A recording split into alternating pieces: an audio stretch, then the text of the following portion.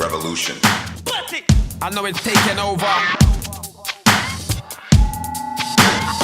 Revolution.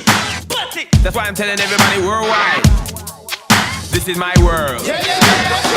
Revolution. Hello, Jim Lee from Climate Viewer News here. It's June 26, 2015, and I'm going to answer some reader mail. So everybody's asking me about Dutch Census video, NASA accidentally drains Van Allen belts, where he tries to tie radiation belt remediation with a very popular UFO video. Now, I like the NASA video, but I'm sorry, Dutch, I don't think it has anything to do with this. So over here, he's on the Wikipedia page for the Van Allen belts, and he says, the high voltage orbiting long tether. I guess he assumes that this must be the tether that he saw from the video, but unfortunately, it says right here, they only performed a preliminary analysis simulation. They didn't actually put the tether up there. Furthermore, there are actually people sucking the Van Allen belts dry, but it wasn't with that tether. So let's try to get this all ironed out real quick. I'm over here on climateviewer.com/HAARP, and it's HAARP and the Sky Heaters, and you scroll down here, you're going to see tether panel recommendations. Ooh, tether panel. That's a coincidence.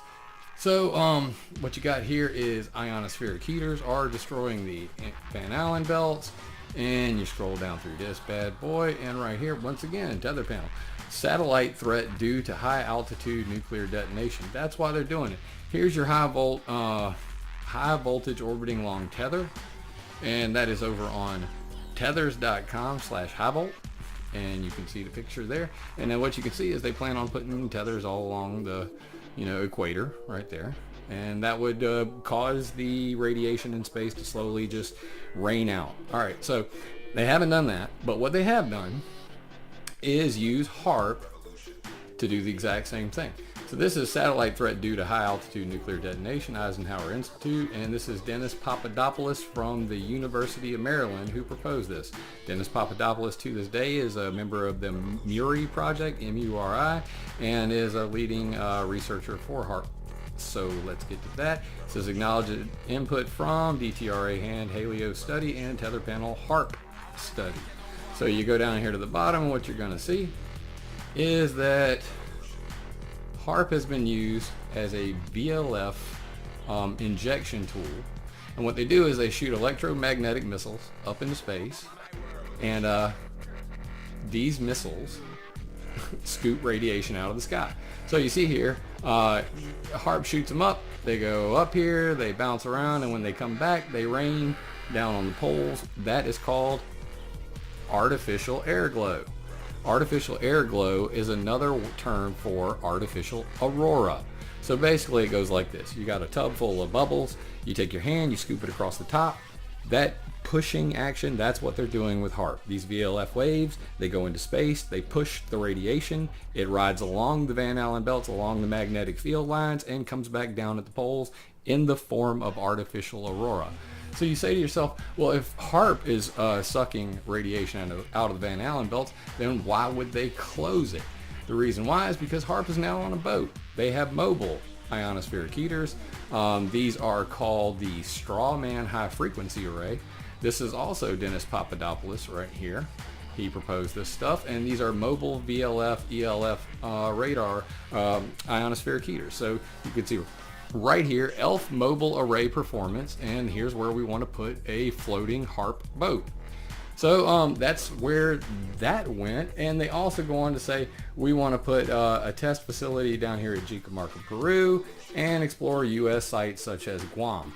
So these ionospheric heaters are pushing radiation out of the space into the poles and creating artificial aurora. The reason why they're doing it, a couple reasons they claim. In their satellite threat due to high altitude nuclear explosion, they basically say that if somebody were to set off a nuclear explosion high in the sky, that radiation would destroy all the satellites, and they want to be able to suck that radiation out. Or if there's a solar flare, such as the Carrington event, or a large coronal mass ejection, that all of that extra radiation that's coming in would destroy satellites and potentially power grids, that they could make a mitigation system that would suck it out real quickly. Now, that may sound great on the surface, but again, I do agree with Dutch Sense in his video on the fact that you know, this is a dangerous practice. It has unknown side effects, and really needs to be publicly, you know, looked at by credible scientists. This stuff is under the radar and not known by anybody. Furthermore, there are 5 major ionospheric heaters in the world. HAARP right here in Gacona, Alaska. We have the Arecibo Array, which is the Arecibo Observatory Enhanced High Frequency Array, something like that. It's at the William E. Gordon Telescope. You can see it right here. There's a little dude with a big antenna. Down here, Jicamarca, Peru. That is actually a super darn, which you can see here. Big field of antennas. And it has a 4.5 megawatt output. And finally, we'll just skip Sura and go to Norway. And you can see up here in Norway, the Tromsø array. Now this big line right here, this is another reason we don't need HAARP anymore. They're building something called, my line just went away. Come back to me, line. They are going to replace HAARP with this Tromsø array, and it's called the IceCat 3D. HAARP had a 5 gigawatt output. This radar has a 100 gigawatt output and should be complete by 2016. So I suggest you guys come over here and read all about these ionospheric heaters and check them out. I personally don't like what they're doing, and I hope that some people really look into that. And we can also rest assured that the NASA's not to blame for all of it. These are definitely scientists from different universities around the globe, all involved in controlling space weather. So satellite, saving satellites with radiation belt remediation and modifying space weather with HAARP. You heard it here. I hope that clarifies a lot of questions that people have had, and unless someone like you cares a whole awful lot, nothing's going to get better. It's not.